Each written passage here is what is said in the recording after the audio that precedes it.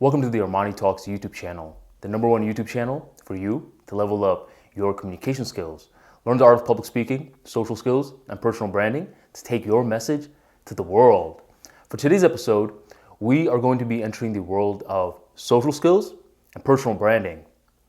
So when you're developing your personal brand, whether it's online or offline, what's going to happen is that you are going to have to deal with people a lot. And as a personal brand, if you think about it, you're sort of on your own, especially in the early stages when you're not hiring a lot of people. So as you're on your own, what's going to happen is that you are dealing with a lot of people.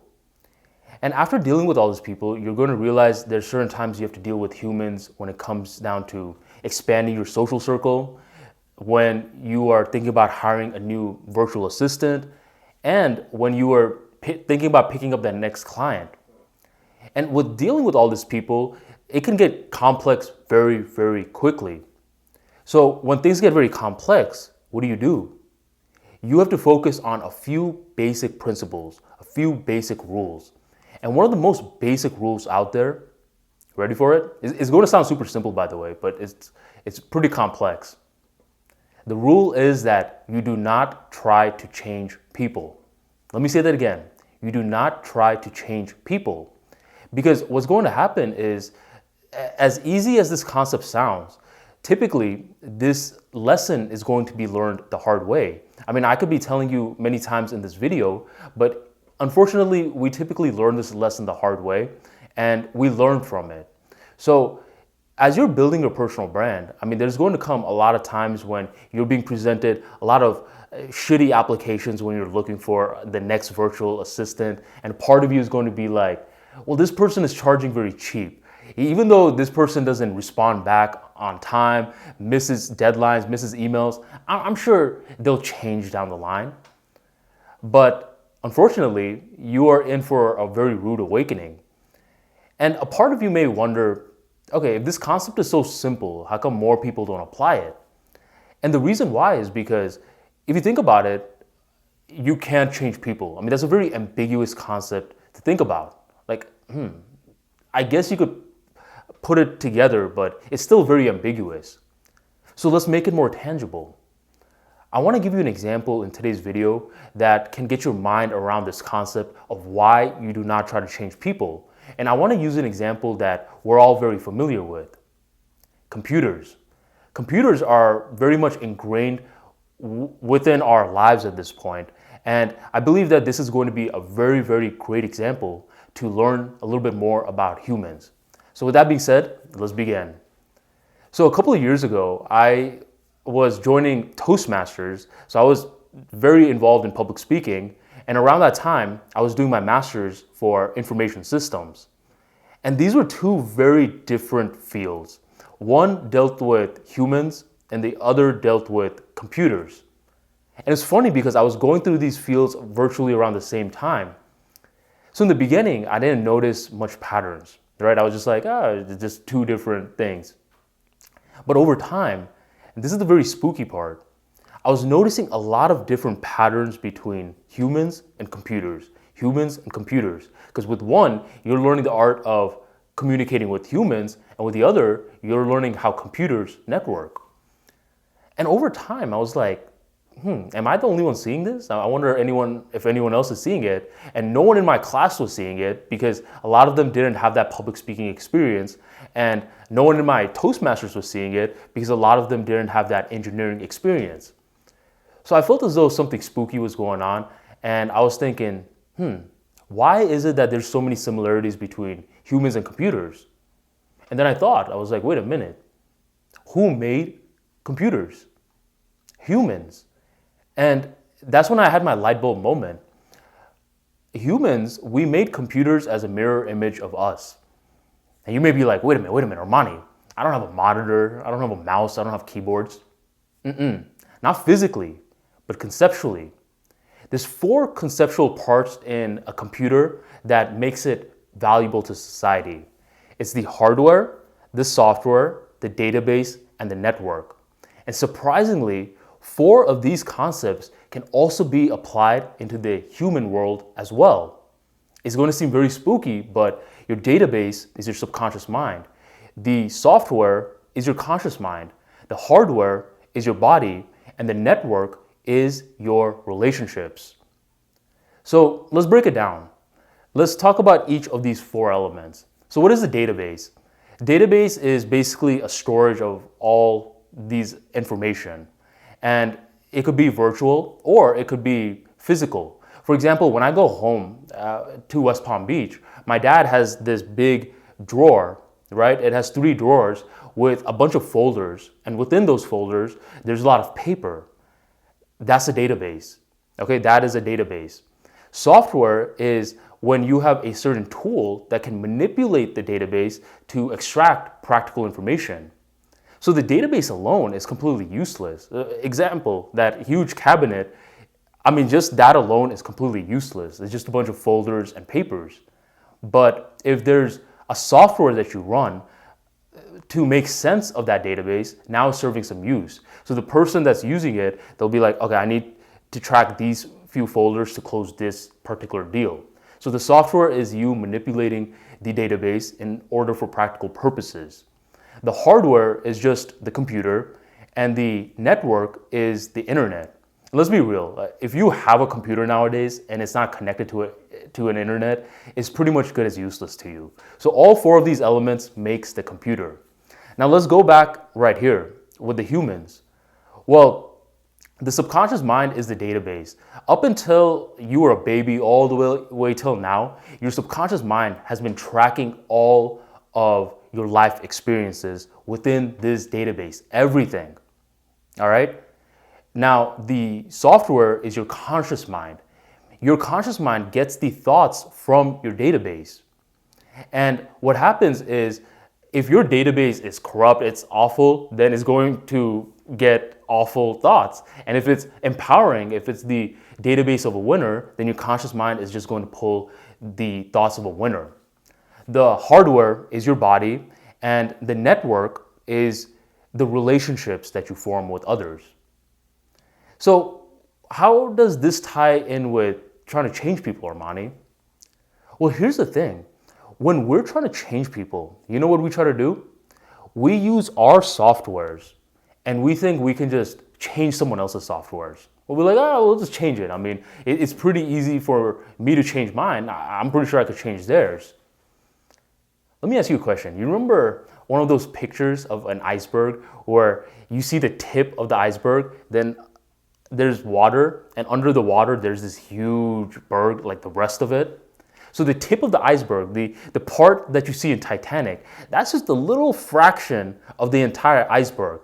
The bottom, the one underwater, that shit is gargantuan. Although you can't see it, it is there. And that's exactly what happens when you try to change people. We try to use our software to try to change their software. We just see the little tip of the iceberg and we're like, yeah, we could just change it. But homie, there's a database right there. Database of years and years and years of experiences which made that software what it is today. So you can try changing the software as much as you want, but unless you change the database, you're not having long-term changes in this individual. That's just something that you'll realize time and time again. So don't try to change these people. What you should be trying to do is 2 things. You either ignore or you understand. Let me say that again. Either you ignore or you understand. Picture like this mega tsunami, right? This mega tsunami, and you're on a surfboard and you're trying to swim against this tsunami. What's going to happen? Time and time again, you are going to get wiped out. And it'll be a pretty ridiculous question for you to say, well, how do I change my swim stroke to make sure I can navigate around the tsunami?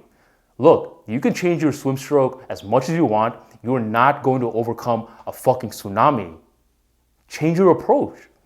What you should be doing is you either avoid the tsunami. You could be like, wait a minute. First of all, why the hell am I trying to swim against a tsunami? I could just be watching a movie or something. I don't even have to be here in the first place. Or you can say, no, I genuinely want to tame the tsunami, so what do? Rather than swimming against it, you ride the waves.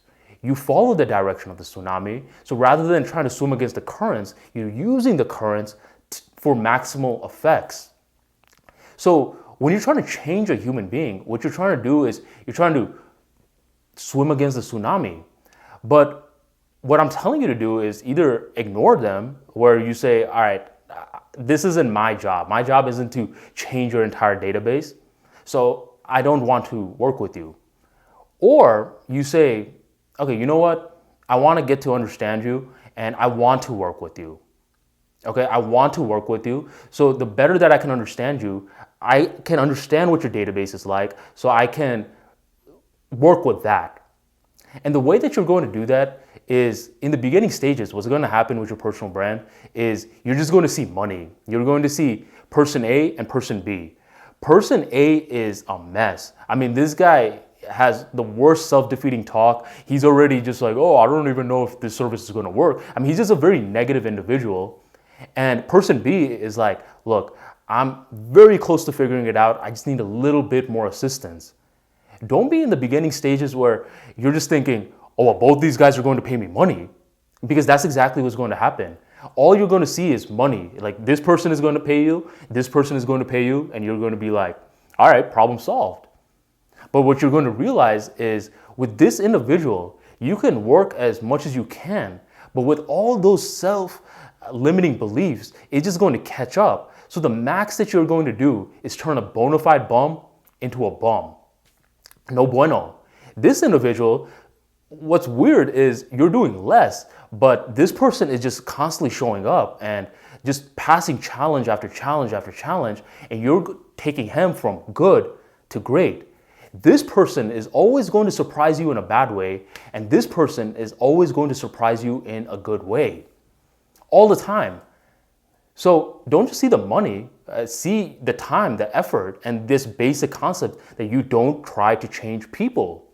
All the time and energy that you're investing in this individual, imagine how much time and energy you would personally get back if you invested it in yourself or another person like this individual. So from the beginning stages, you should not be trying to tell them what to do, try to give them advice. What you should be doing is you should be understanding them. In the computer world, what we do is we call it SQL, Standard Query Language, when you pull the right data from the database to understand how the database works. In the communications world, SQL is pretty much querying the individual, which is pretty much asking questions. You just want to ask questions. Okay, you just want to ask questions at first just to see what they've been through and just to first understand their experience. Then what you want to do is ask more questions about how they interpreted their experiences. Because there's some people who's been through a lot of bad shit, and the way that they interpret it is in a very bad way. They're just like, well, I've been through all that. I mean, that's just what's going to happen. While the other person has been through a lot of bad shit, but their interpretations are different, where they see the lessons, so they're always taking responsibility for their actions. So ultimately, what you want to start doing is, rather than swimming against the tsunami, you want to either ignore the tsunami or you want to ride the wave.